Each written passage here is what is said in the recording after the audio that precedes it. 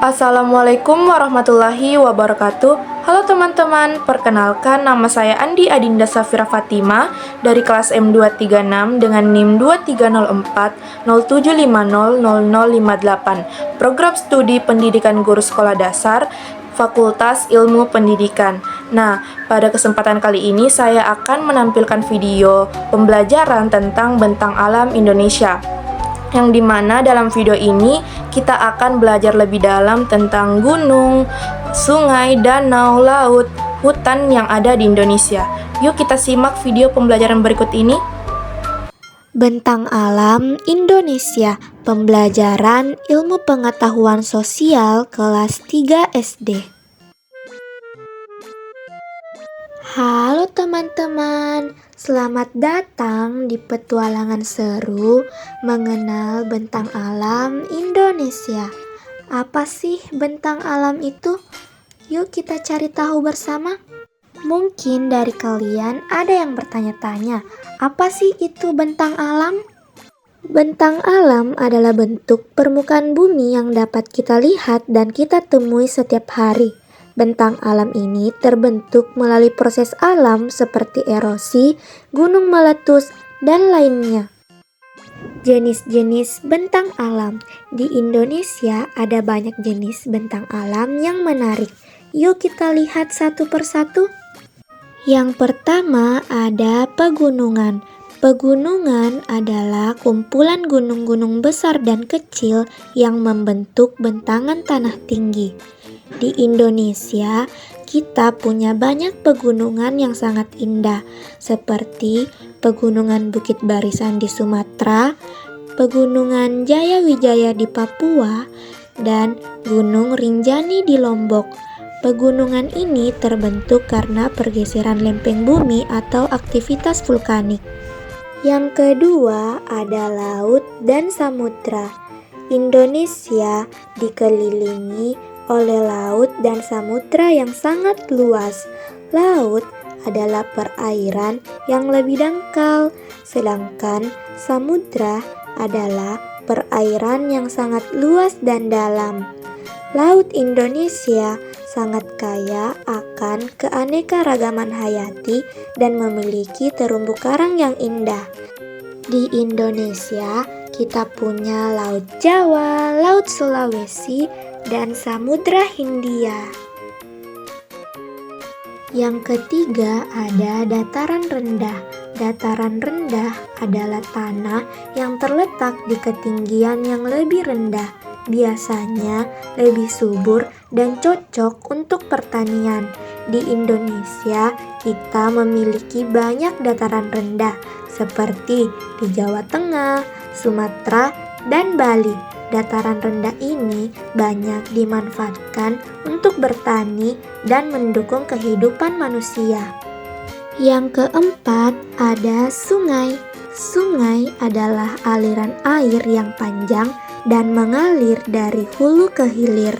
Sungai sangat penting untuk kehidupan karena menyediakan air untuk kebutuhan manusia, pertanian, dan transportasi. Contohnya Sungai Kapuas dan Sungai Mahakam yang ada di Kalimantan, lalu Sungai Musi yang berada di Sumatera. Yang kelima, danau.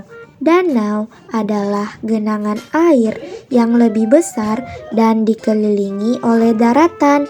Danau-danau di Indonesia seperti Danau Toba di Sumatera dan Danau Sentani di Papua sangat terkenal dan menjadi tempat wisata yang indah. Yang ketiga ada hutan. Indonesia memiliki hutan tropis yang sangat luas dan kaya akan keanekaragaman hayati.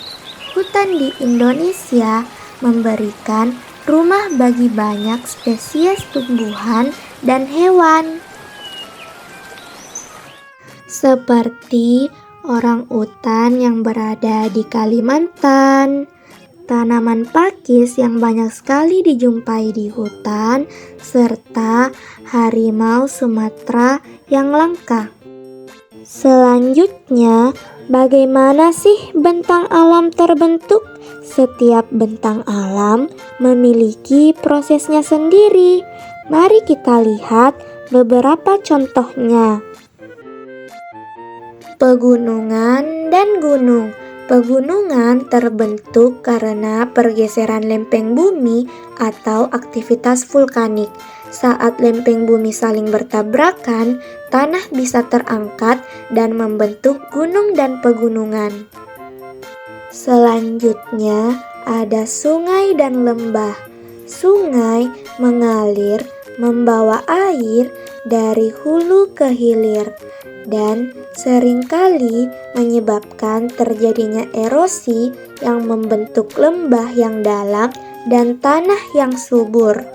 Teman-teman, setiap bentang alam punya peran penting dalam kehidupan kita. Yuk kita lihat apa saja peran penting dari bentang alam. Peran bentang alam bagi kehidupan. Yang pertama, sebagai sumber air. Sungai, danau, dan hujan memberikan air yang sangat penting bagi kehidupan kita. Air digunakan untuk minum, mencuci, pertanian, dan juga untuk menjaga kebersihan.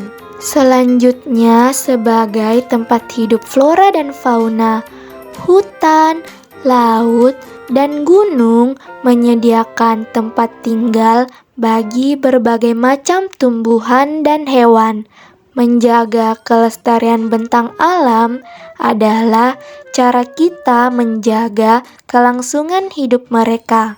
Selanjutnya, sebagai tempat bagi aktivitas manusia, bentang alam juga menjadi tempat untuk kegiatan manusia seperti bertani di dataran rendah, mendaki gunung, atau menikmati keindahan alam di pantai dan danau.